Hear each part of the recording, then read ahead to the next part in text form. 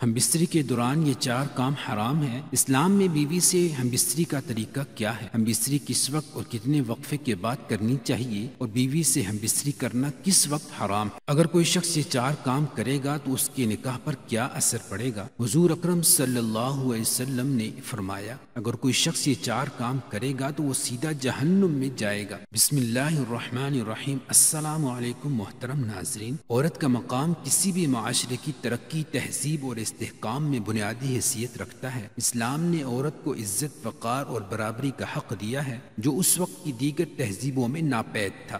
عورت ماں، بہن، بیٹی اور بیوی کے طور پر معاشرتی نظام کا بنیادی ستون ہے۔ اسلامی تعلیمات کے مطابق ماں کے قدموں تلے جنت ہے، بیٹی کو باعث رحمت قرار دیا گیا ہے اور بیوی کو شوہر کے لیے سکون کا ذریعہ بنایا گیا ہے۔ تاریخی طور پر حضرت خدیجہ رضی اللہ عنہا ایک کامیاب تاجرہ اور رسول اللہ صلی اللہ علیہ وسلم کی مددگار تھی، جبکہ حضرت فاطمہ رضی اللہ عنہا محبت، قربانی اور بلند کردار کی مثالی شخصیت تھی۔ بیوی سے ہم بستری کرنے کا طریقہ یہ ہے، وہ وقت تمام شرعی ممانعتوں سے خالی ہو، اس میں اچھی نیتوں یعنی نیک اولاد حاصل کرنے، امت مصطفیٰ صلی اللہ علیہ وسلم میں کثرت کرنے کی نیت کے ساتھ ہم بستری کرے، نہ خود پورا برہنہ ہو اور نہ عورت کو مکمل برہنہ کرے کہ حدیث پاک میں اس کی ممانعت فرمائی گئی ہے۔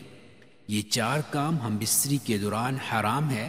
اسلام میں ازدواجی زندگی، ازدواجی تعلقات کو محبت اور سکون کا ذریعہ قرار دیا گیا ہے، لیکن ان تعلقات کے لیے کچھ حدود بھی مقرر ہیں۔ حیا اور فطری طریقوں کی پابندی ازدواجی زندگی کو برکت اور پاکیزگی عطا کرتی ہے۔ غیر شرعی اور حرام طریقے نہ صرف گناہ کا باعث بنتے ہیں بلکہ تعلقات میں بے سکونی پیدا کر سکتے ہیں۔ مسلمان جوڑوں کو چاہیے کہ وہ ان حدود کا احترام کریں اور اپنے رشتے کو اللہ تعالیٰ کی رضا کے مطابق مضبوط بنائیں۔ تو محترم ناظرین، خاوند اور بیوی سے متعلق کچھ معلومات آپ کے سامنے پیش کرنے جا رہا ہوں۔ تمام دوستوں سے گزارش ہے کہ میری ویڈیو کو مکمل دیکھیے گا۔ تو محترم ناظرین کرام، آپ سے بیوی کے تعلقات میں کچھ ایسے کام ہیں جن کو ہم معمولی سمجھتے ہیں، جو شریعت میں سنگین جرم ہیں۔ کبھی کبھار لگتا ہے یہ بے حیائی کی باتیں ہیں، لیکن یہ بے حیائی نہیں ہے بلکہ یہ شریعت کا علم ہے جس کا ہمیں پتہ اور معلوم ہونا چاہیے کہ ہم بستری کس طرح کی جائے اور ہم بستری کا اسلام میں طریقہ کار کیا ہے۔ اسلام میں ازدواجی تعلقات کو پاکیزگی اور محبت کے ساتھ انجام دینے کا حکم دیا گیا ہے۔ شوہر اور بیوی کے درمیان ہم بستری کے دوران کچھ اعمال حرام قرار دیے گئے ہیں تاکہ تعلقات حدود شرع کے مطابق رہیں۔ درج ذیل وہ 4 کام ہیں جو ہم بستری میں حرام ہیں۔ نمبر 1، ہم بستری کے دوران بیوی کی مرضی کے بغیر زبردستی کرنا، بیوی کی رضامندی کے بغیر زبردستی تعلق قائم کرنا غیر اخلاقی اور ناجائز ہے۔ نمبر 2 کام جس کو میاں بیوی کے تعلقات میں معمولی سمجھا جاتا ہے اور وہ یہ ہے کہ بیوی کا اپنے شوہر کو ہم بستری سے انکار کرنا، اپنے شوہر کو اپنے نزدیک آنے سے انکار کرنا۔ اسلامی بھائیوں، حضور اکرم صلی اللہ علیہ وسلم نے فرمایا، جب شوہر اپنی بیوی کو بلائے ہم بستری کے لیے تو عورت پر واجب ہے کہ وہ فوراً اپنے شوہر کی بات مان لے، ماں سوائے شرعی عذر کے۔ شرعی عذر کی وجہ سے بیوی انکار کر سکتی ہے، یعنی ایسی کوئی شرعی مجبوری، مثلاً حیض، ماہواری، نفاس وغیرہ ہو۔ اس معاملے کو خواتین جو بیویاں ہیں اپنے شوہر کو حق دینا چاہتی ہیں وہ اس بات کو مد نظر رکھیں، جب اس معاملے میں کوتاہی ہوتی ہے تو انسان دوسری جگہ اپنی خواہش پوری کرنے جاتا ہے اور یہ بات بھی بیوی برداشت نہیں کر سکتی، اس لیے شریعت نے اس معاملے کی اہمیت بیان کی ہے۔ دوسری روایت صحیح بخاری کی ہے، حضور اکرم صلی اللہ علیہ وسلم نے فرمایا، جب شوہر اپنی بیوی کو ہم بستری کے لیے بلائے اور بیوی انکار کر دے اور شوہر اپنی بیوی سے ناراضگی کی حالت میں سو جائے تو جب تک وہ ناراضگی کی حالت میں سوتا رہے گا فرشتہ بیوی پر لعنت بھیجتا رہے گا۔ تو محترم ناظرین، تیسرا کام جو میاں بیوی کے تعلقات میں عام طور پر ہوتا ہے وہ اس کو معمولی سمجھا جاتا ہے، وہ یہ ہے کہ حیض کی حالت میں اپنی بیوی سے ہم بستری کرنا یا ایسی جگہ سے کرنا جو غیب کی ترکیب ہے۔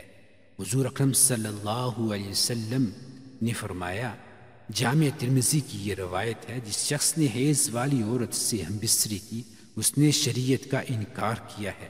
جس نے یہ عمل کیا ہے اس کے لیے شریعت نے کفارے کا حکم دیا ہے، اور یہ بہت سنگین جرم ہے، لیکن اس کو لوگ سمجھ ہی نہیں پا رہے، اور اس بات کو کوئی سیریس لینے کو تیار نہیں کہ نکاح سے پہلے اس کے آداب اور ازدواجی زندگی سے متعلق سکھایا جائے۔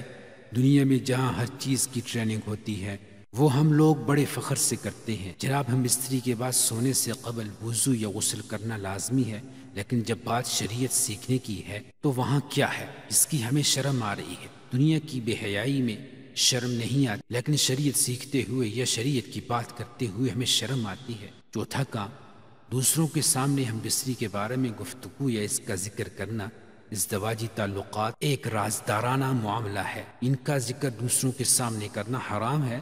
تو محترم ناظرین، اب ہم بات کرتے ہیں کہ ہم بستری کتنے دنوں بعد کرنی چاہیے۔ حضرت عمر بن خطاب رضی اللہ عنہ کی سیاست اور حکم یہی تھا کہ انہوں نے فوجی اور سرحدی محافظوں کے لیے یہ مقرر کیا تھا کہ وہ اپنی بیویوں سے 4 مہینے تک دور رہیں، اور جب یہ مدت پوری ہو جاتی تو انہیں واپس بلا لیا جاتا اور ان کی جگہ ہر دوسرے کو بھیج دیا جاتا۔ طبی ماہرین کہتے ہیں کہ ایک جماع سے دوسرے جماع میں اتنا وقفہ ہونا چاہیے جس سے قوت مردانہ میں کمی واقع نہ ہو، اور جب بھی جماع کیا جائے اس سے حقیقی لطف حاصل ہو۔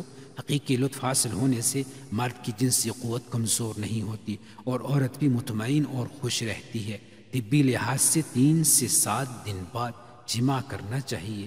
3 دن سپرم بنتے ہیں اور 4 دن بعد تحلیل ہو کر جسم کا حصہ بن جاتے ہیں، کیونکہ دن میں 2 بار یا روزانہ جماع کرنے سے چند ہی روز میں شدید کمزوری، سستی اور بلڈ پریشر کا مرض لاحق ہو سکتا ہے، اور اکثر جوڑوں کا پانی ختم ہو جاتا ہے۔